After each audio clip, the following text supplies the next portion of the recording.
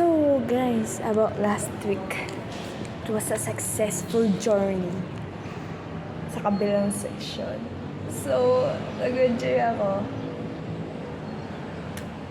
Yung sa una lang pala yung kaba. Tapos nakilala mo sila. Hindi mo sila nakilala. Kilala mo na pala talaga sila. Yung iba doon, nakakasama ko na pala sa cheer dance. Tapos, ayun, masaya. Successful. Sobrang saya. Yung nakakatawa nga. May nangyari.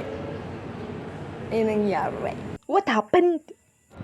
So, yun na nga. Ito yung nangyari. Kwento ko. Ano nga ba talagang nangyari? So, ganito ba yun? Ganda pala yun. Noong Saturday, wala akong pinagsabihan sa mga classmates ko. Classmate ko sa kabilang section, tsaka classmates ko present.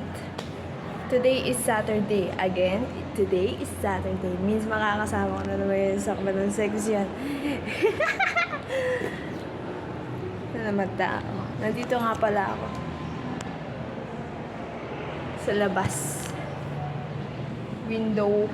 Basta sa left 400. Sa left 400 ako.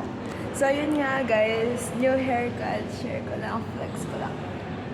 Flex ko lang yung new haircut ko since nung August 18 ko yata pinagupit to. So, next ay upload ko yung long hair ko gano'ng kahaba. Share ko lang. 1 minute na. Bye-bye. What happened?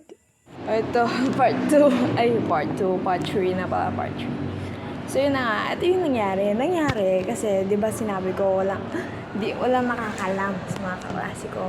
Bali, wala talaga. Friends. Yung best friends ko. Yung dalawa. Tapos, yung dun sa present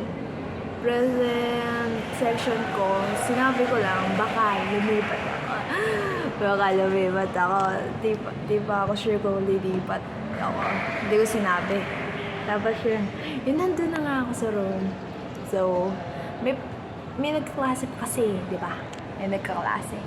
Tapos, so, nag-stay muna ako sa labas. Tapos, nakita ako ng mga friends ko doon sa kabilang section. Tapos, yun na nga, ito yung nangyari. Putik, lagi na. What happened?